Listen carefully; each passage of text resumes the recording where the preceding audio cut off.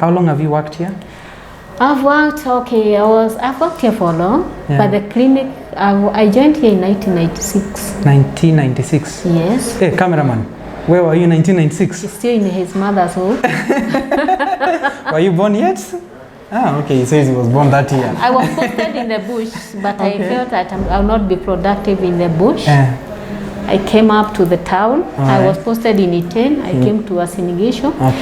But the clinic for us to pick completely, we picked in 2000. 2000. So from 2000? From 2000, I've never worked anywhere else. Apart from MTRH? Apart from MTRH, diabetes clinic.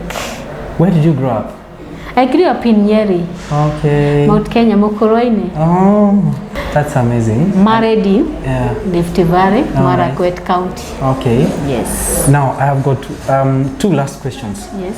And one is, I would call it a little bit difficult, but I want to ask you. And as I said, I'm going to read all these good things that people have been writing about, how you serve them, you know. But the question is, why do you think like people nominated you? What is this that you do that really people, not one person, not two, so many people were saying like, we really want to thank Jane because of, and I will tell you, I'll read all these things to you. But why do you think, what is this that you do differently? I think I took diabetes as if, not even as if, I behave as if I have diabetes. That's one thing. Okay. And I put myself in the shoe of somebody with diabetes and ask myself, which care would I like to be given if I visit an institution? If this boy dies because of renal failure, because of negligence of the hospital, who will be answerable? We are all answerable. And I always say diabetes is not inability. You can excel. And this boy can excel and attain whatever he wants in his dreams. And for that boy to attain, or that girl to attain what he needs in his dream, he has to have a backup. And a backup is Jane. Yes. If I give, the good thing is, if you install education to somebody with diabetes and understand what it is, what should care of, sky is only the limit. True. So that's what motivated me, and seeing that you are able to bring somebody from somewhere. Somebody came to you in DKA, you moved from DKA, somebody has stopped school, somebody has gone back to school, have attained his degree, has attained his master's, it motivates you. Have you seen such a case? Yes, there's a doctor in Coast General who was sent to me by somebody from Nairobi when he joined medicine here. Okay. And I moved with him in the training. Okay. And he could come and tell me, Sister Jane, I want to go for a disco today. What do I do? And I would move with him. Yes.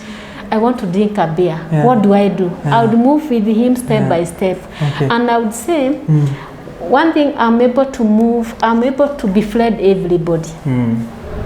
From the kids, middle-aged, adults. And I made myself that so that they will not fear asking me any question. I'm friendly. And the other thing, my phone is open. If you get my phone, you'll be surprised. Okay. 3/4 of the numbers are from patients. Wow. They can always call you directly. They have always called me. Okay. The other thing which motivated, there's a mother who got a kid. The kid was 9 months. And when she developed diabetes, the mother was upset. And I couldn't sleep.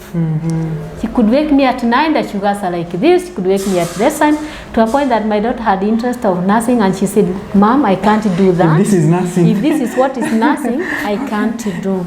Those are the things which motivate me to move on. Wow. And then when you move, there's another girl, we took the 6 months. Now she's doing class 8. The mother, I told the mother, you are the breastfeeder, I'm the carer. Yes. And we brought up that girl. Yes. That mother today, she's Nakuru.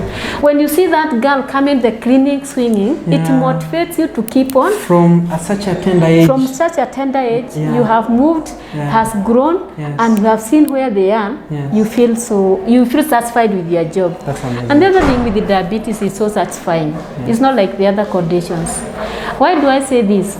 I'll be not be able to gauge your hypertension, but diabetes I'll be able to gauge. True. When I do a HbA1c and I'm told I got somebody a HbA1c of 14%, and the next time I get 10, I jump. Nice. And the next time you feel it's 6, you are really motivated. Those are the things which motivate me. And one thing, I'm more friendly to the patients. Okay. If we move with you in town, Yes. I'm not called Jane. Yes. I'm called Sister Sukari. Wow. That's the name they call me. Sister Sukari. That's the name they call me. Right. And I like it. Yeah. I love diabetes. Let me tell you, there's nothing else I love dealing with. Yes. Even if I hear you have diabetes, Yes. you see the way you go to a matata and you hear people talking about diabetes, Yes. I'll bed to you. Yes. And here. No, and then I want to give you that knowledge. Okay. I feel that we should not lose anybody because of diabetes. We can prevent. Okay. Let somebody age gracefully. Let you get complication gracefully because of the age. Yes. I know diabetes taharakisha, but can you age when you are seeing, when you are walking, when your manhood is up to date, when your kidneys are working? That's the joy. Yes. Another point, I didn't want to ask it on camera, but I want to ask it. Have you had, like, you know, let me call them lowest moments in your life? Have you ever lost like a kid to diabetes or a patient? Have you ever had such? Yes, very many times. Remember, we are referral hospital, and some of these kids, when they come, when they have already complicated. I lost a boy with renal failure. How old was he? He was 16, but I'd known him at the age of 10. Okay. And why I was so demoralized is because I went literally to the home to teach the parents, because the boy could tell me, my mom is giving me herbal drugs, and I told my bosses I want to visit that home. And when I went, I found the boy was taking herbal drugs, and that's what knocked his kidneys.